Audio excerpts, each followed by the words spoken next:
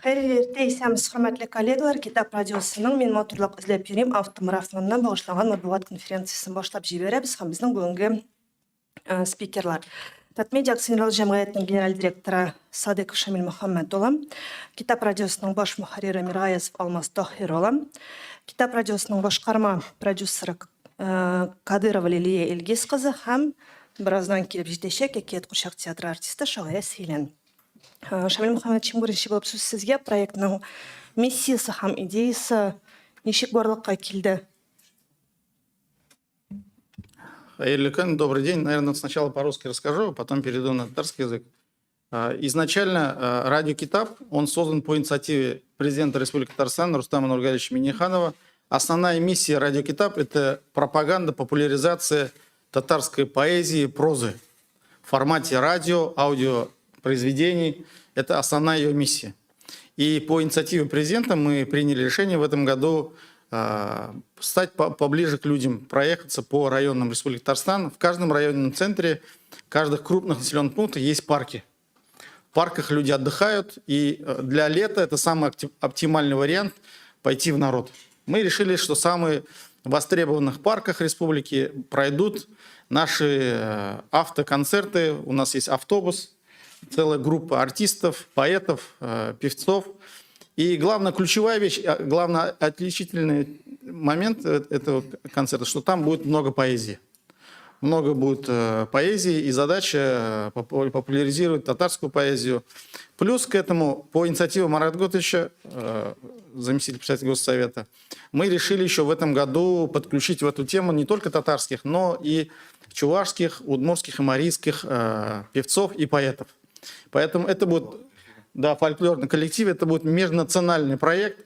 На татарском, на чувашском, на марийском, на удмуртских языках будут звучать стихотворения, будет музыка на татарском языке, и будут фольклорные ансамбли местные, районные, которые тоже на своих языках свои музыкальные произведения будут показывать.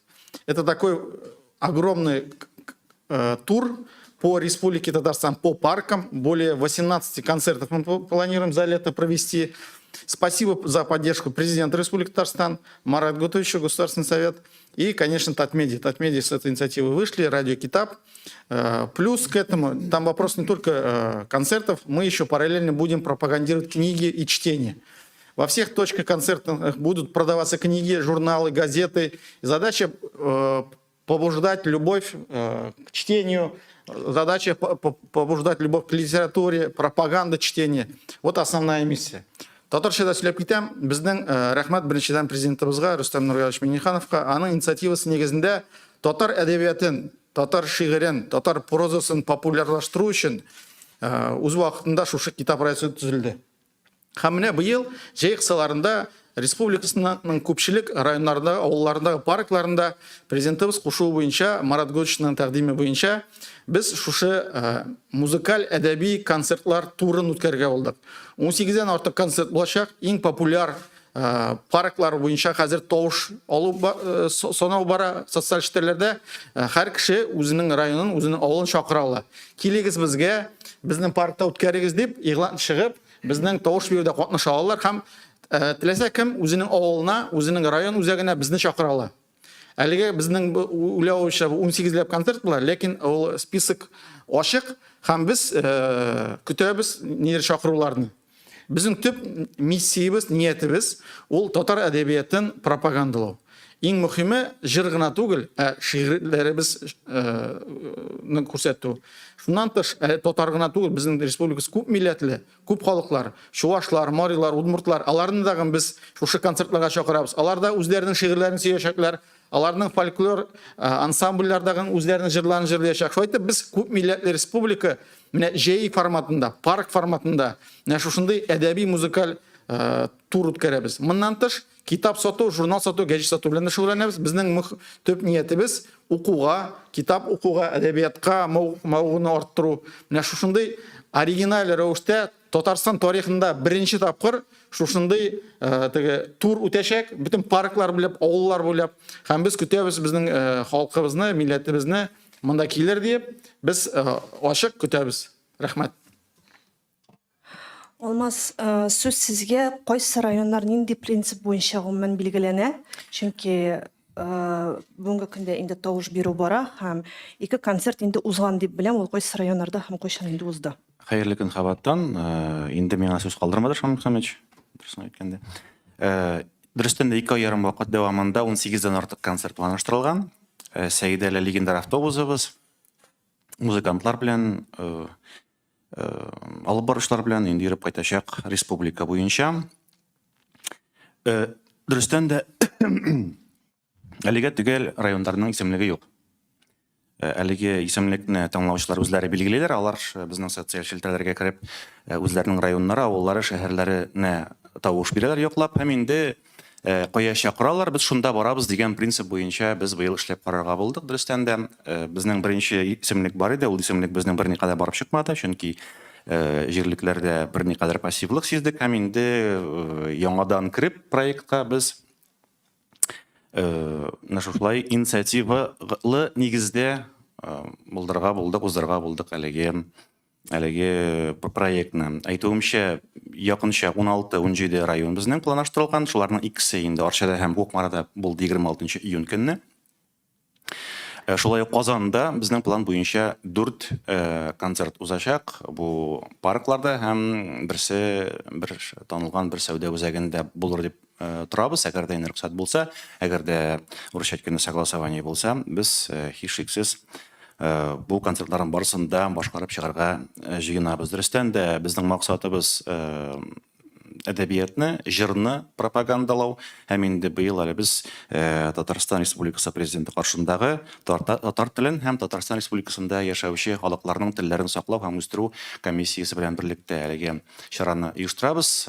Икенче мәртәбә уза. Бу чара безнең узган ел, әгәр дә хәтерегездә булса, без Татарстанның көнчыгыш районнарын һәм Башкортстанның төньяк-көнбатыш районнарын инде урап кайткан идек. Әлеге чара белән Уфаның үзәгендә, Нур театры янында, шулай ук безнең Лилиябез һәм безнең белән барган музыкантлар һәм җырчылар туган тел җырлап, урам концерты биреп, бик матур чара уздырып кайткан идек. Инде быел безнең узган ел белән чагыштырмалы аермалы буларак, әлеге концертлар булачак стационар рәвештә, ягъни мәсәлән, без элемтәгә керәбез районнар белән, һәм районнар безгә сәхнәләрен бирәләр.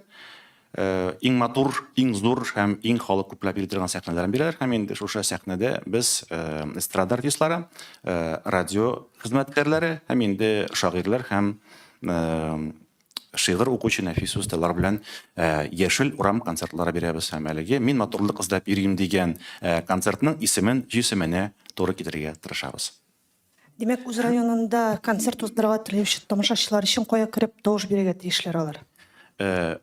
Китап радиосының барлык рөхсәт ителгән һәм рөхсәт ителмәгән тыелган социаль челтәрләрендә бар махсус постлар, һәм әлеге постлар астына кереп безнең тыңлаучыларыбыз һәм инде әлеге постларга язылган һәм әлеге постка кереп караучы кешеләр теләсә кем үзенең шәһәрен, авылын яисә районын язып тавыш биреп калдыра ала.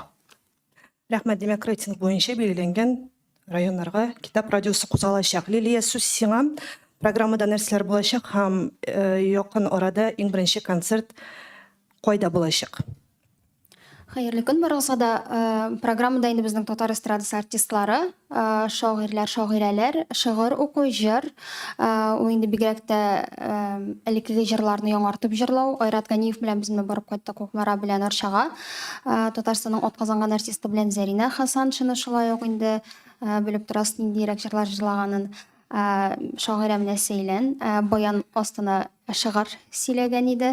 Кукмара белән Арчада. Менә ул шигырь сөйләүне без башта уйлаган идек, ничектер программадан аерылып торыр дип, ләкин хәзерге заманча аранжировкалы җырлардан соң менә баянга шигырь уку һәм баянга җыр җырлау ул шундый нык матур килеп чыкты, һәм инде бу эшне әлбәттә без дәвам итәчәкбез. Алга таба ул шигырьләрнең санын да үстерәчәкбез. Без инде башта теге халык бит инде җырларга килә, биергә килә, шигырьләр бик үтмәс дип уйлаган идек, ләкин алга таба барасы концертларда без шигырьләрнең күләмен 100% арттырачакбыз дип уйлыйм. Безнең киләсе чыгыш булачак Актанышта. Түгел, Теләчедә башта Актаныш үземнең як тарта. 16 июль көнне без инде Теләчегә барабыз. теләшедә чыгыш ясыйбыз һәм аннары без 21 июль көнне китәбез Актанышка Алла бирсә, һәм 24 июль ул безнең Лениногорск. Бу менә тавышлар җыйганнан чыгып сайланылды. Бу районнар иң күп тавышлы районнар дип әйтик. Менә анда безне көтәләр, димәк без анда барабыз. Беренче урында Сарман. Сарманны бераз гына күчердек. Ахыргарак. Сарманга көчлерәк итеп баруга дип уйлыйм инде мин. Алай бик нык көткәч. Демәк, 16 көнне Теләче халкы өчен кайсы локациядә узачак әлеге концерт? Кая килергә? Баландыш авылында, аны Алмаз Тагирович Теләче районының Баландыш авылында республика һәм федераль программа буенча төзелгән бик матур һәм зур парк бар. Ул авыл өчен гомумән нонсенс һәм бу бик бай һәм бик затлы урын. Һәм шушы затлы урында без концерт бирергә булдык һәм инде район вәкилләре әлеге концертка киләчәкләр. Шулай ук инде безнең Теләчедәге мультимедияле редакциябыз әлеге эшкә шулай ук алынган һәм алар үзләренең ничек булган розыгрышлары булган инде призларын уйнатачаклар. Гомумән анда баяннар белән, атлар белән чын мәгънәсендә милли бәйрәм булачак. Теләче районы Баландыш авылында 16 июль көнне, инде 21 көнне Актаныш булачак. Актанышта ни булачагын белмим әлегә. Ләкин шулай күңелле һәм рәхәт булачак. Мигзурах, Иң мөһиме, мен әйтәсем килә, бу әдәбият бәйрәме. Беренче чиракта ул әдәбият бәйрәме. Монда җыр ул мавыктыру өчен кулланыла. Җырчылар моны мавыктыру өчен. Чөнки җырсыз чакырып булмый. Әгәр дә шигырь генә укысалар, анда кеше килмәс иде. Шуңа күрә без монда концерт нияте белән әдәбият сөючеләрне, шигырь сөючеләрне чакырасыбыз килә һәм киңрәк аудиториягә шигырьне танытасыбыз килә, татар шигырен. алайса Лилия китап тавышы булган берничә исемне бәлки атап узарсың, шигырь укучылар кемнәр алыр? әлегә Сәйлән. Һәм билгеле син үзең. Мин үзем дә шигырь укыйм. Без бит инде Казан буенча да марафон эшләгән идек яз көне. Менә ул марафонда катнашкан шулай ук шагыйрьләр һәм шагыйрәләрне Казанлылар белән берлектә үткәрелгән әлеге марафонны әйтәм инде мин. Шулай ук җәлеп итәргә тырышабыз алга таба әйе.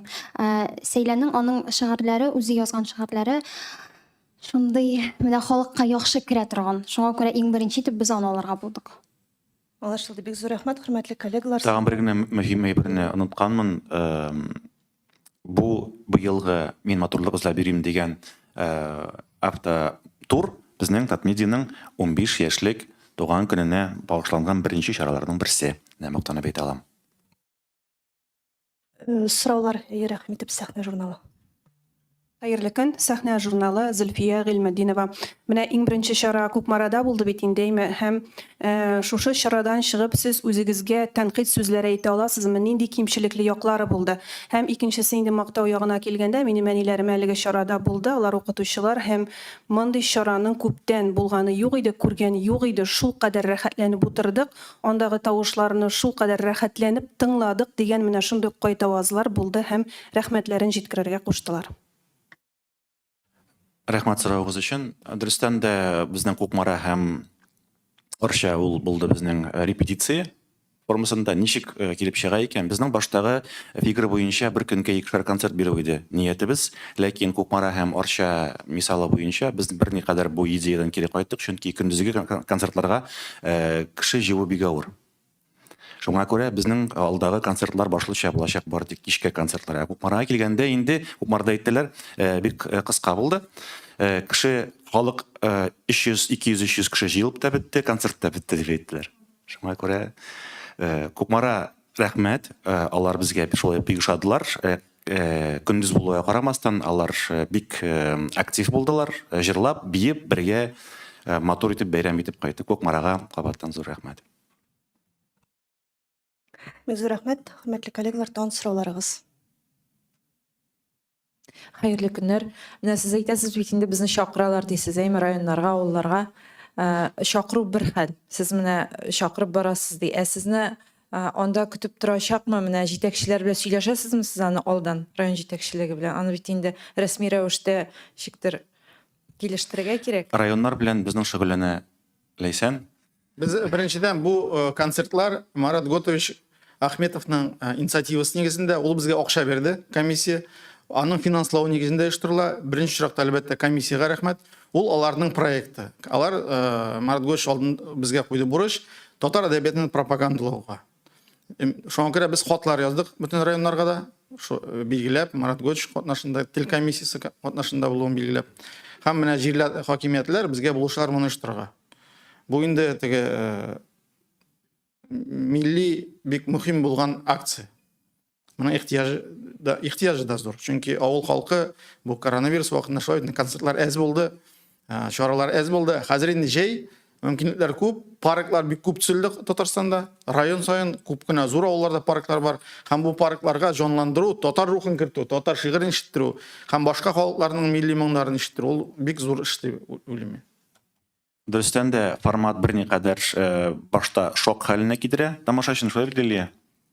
Чөнки теге җырлап, биеп, сикереп, акырып, көчле музыка астында шайтан туе куеп киткән вакытларда була. Һәм инде кеше бит күнеккән теге юмор сүзенә, көлке сүзенә, һәм инде популяр булган бөтен радиодан, бөтен үтүктән һәм телевидениедән яңгыраган җырларның көтә бит инде кеше. Әмдә Лилия чыга да матур итеп шигырь сөйли башлый. Һәм инде башта кеше тә карап тора. Һәм инде әлбәттә бу яңалык, һәрбер яңа формат ул кешегә керә һәм кешегә ошый башларга тиеш. Чөнки ул яңалык һәм инде икенче яктан караганда шигърият, әдәбият ул безнең татар халкының нигезе. Ул шуның белән яшәгән, шуның белән үскән, шуның белән татар халкына әверелгән. Һәм ул шушы үзенең нигезенә кайтырга тиеш. Һәм инде безнең концертлар максаты да шигырьләр укуда, әдәбиятны кайтаруда нәкъ шушы максаттан кулланыла. Татар-информ Гөлнар Гарифуллина. Менә сез әйттегез бит инде бу елгы автомарафонда төрле милләт вәкилләре чыгышачак дип әйтәм. Удмурт, Мари, Чуаш телендә. Менә ул нәфис сүз осталары алдан әзерләнгән кешеләрме? Яисә менә кайсы районга барасыз, шундагы җирле халыкта катнаша аламы? Шигырьләр белән. Без алдан сөйләшәбез коллективлар белән, һәм инде алар белән программаны берлектә төзибез. Җыр, бию, шигырь әлбәттә инде. Ләкин безнең янга килеп, безнең шигырь сөйлисебез килә, бездә җырлыйга дип әйтсәләр, без баш тартмыйчакбыз, микрофонны талап алмыйчакбыз. Бу инде безнең уртак ниндидер эшебез, уртак концерт. Шуңа күрә рәхәтләнеп, җирле халыкта килеп үзенең өлешен кертә ала. Мин берничә мәртәбә әйттем, яшел концерт дип. Дөрестән дә яшел концертның мәгънәсе ул бер нинди теге катгый сценарийларсыз, бер нинди катгый кагыйдәләрсез кем сөйлисе килә, кем җырлыйсы килә, шул алдан әлбәттә кисәтеп җырлый һәм сөйли ала. Гомумән, әгәр дә без никадәр без җирле халык белән әлеге чараны оештырганда элемтәгә, тыгыз элемтәгә керәбез, шуның кадәр безнең өчен яхшырак. Чөнки без алар өчен анда барабыз. Без теге үзебезне күрсәтү өчен генә түгел, китап радиосын популярлаштыру өчен генә түгел, шигъриятны, әдәбиятны популярлаштыру өчен генә түгел, җирле халыктагы әдәбияткә, мәдәнияткә һәм нәфис сүзгә булган хисне уяту йөзеннән дә анда йөрибез. Һәм безнең тамыр кунагыбыз Сейлән килеп җитте. Без инде башлый тордык. Гомумән китап тавышын китап радиосының беренче дикторларының берсе буларак, әлеге радио белән хезмәттәшлек турында һәм бәлки үзеңнең инде булса берәр шигыреңне дә укып китәрсең.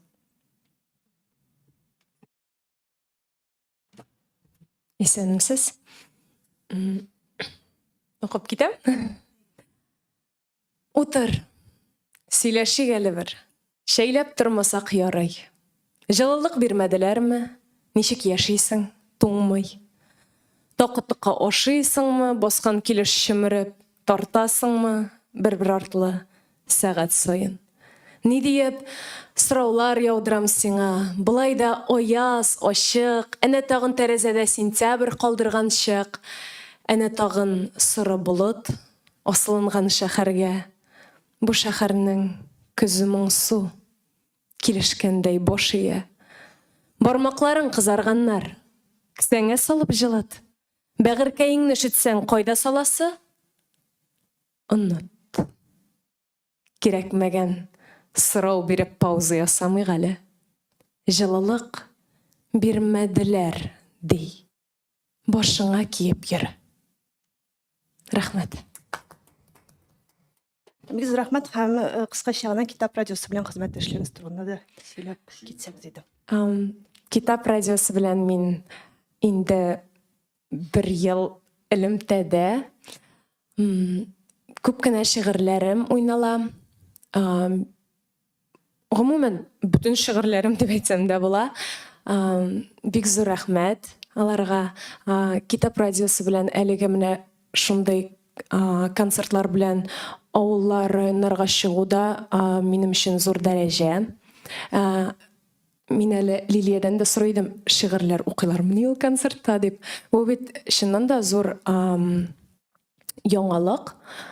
Нигә дигәндә, мәсәлән, мин үземнең туган авыл турында шигыремне укыдым. Кукмара белән Орчада булдык без. Туган авыл турында шигыремне укыдым, Боянга, ничектер халык башта теге ниндидер яңалык итеп теге җырлар барганнан соң шигырь яңалык итеп кабул итә, гомумән яраталар. Минемчә, мондый формат ешрак булсын иде, күбрәк булсын иде. Халык бит гомумән хәзер шигърияттән теге шикләнде димме соң, күп кеше татар шигырьләрен, татар шагыйрьләрен белми, укымый, шул әлеге дә баягы элеккеге шагыйрьләр генә бара. Без күбрәк булсак иде, язучылар күбрәк булсын иде. Шул теләктә. Татар шигырьләре күбрәк яңгырасын идем. Тагын сораулар булса, рәхим итеп.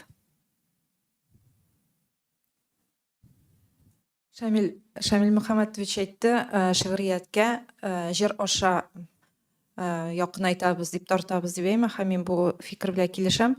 Шулай да составны әйтеп китсәгез иде. Җыр өлеше буенча. Төрле районнарга инде безнең төрле артистлар бара. Һәр бер концерт саен бер артистлар белән йөрмәскә дип карар кылдык. Зәринә Хасан, Шынайрат Ганиев, алар безнең китап радиосында яңгырыйлар. Һәр даим Ильяс Шәрипов, Баян. Баян да бик яхшы керә менә ул татар халык җырларына попури ясый. Һәм халык бик шулай дәррәү килеп кабул итә дияргә кирәк. Bu spesifik тоже ачык. Әйе, ачык. Безнең тәкъдимнәр булса, укучыларыбыздан, аудиториядан сораулар, тәкъдимнәр булса, без ачык. Артистлар санын без теге билгеләмибез, ләкин тора бара ул концертлар арасында яңалар да керәчәк. Әйе, яңа Мин хәтта артистлар беләм да керә. кемнәрне сорыячакларын да. Артистларның Безнең задача юк теге мега популяр җырчыларны йөртергә дип. Безнең бурыч теге жанлылык. Менә китап радиосының аермасы башы радиодан. Шул ук бер такы-такы җырны кабатлату, жанлы, тере халыкчан җырлар. Кеше тыңламаган, ишетмәгән. Менә шул ук җырчылар мәсьәләсендә дә бу китап радиосында катнашу яшь булган, популяр булган, ләкин йолдыз булырга теләгән артистлар да катнаша алалар. Шундый ук менә безнең бер кыз инициатива чыкты, яшь җырчы кыз. Без аны үзебез белән алабыз. Әгәр дә инде артистның, инде йолдызның зур аудиториягә беленәсе килсә, әлбәттә катнашсыннар, килсеннәр безнең янга. Без ачык, теге бөтен шул ук бер телевизорның капысына шул ук бер йөзләр, шул ук бер авызлар, шул ук бер җырлар. Безнең инде бераз яңартасыбыз килә, яңа аудиторияны яңа кешеләр белән дә таныштырасыбыз килә.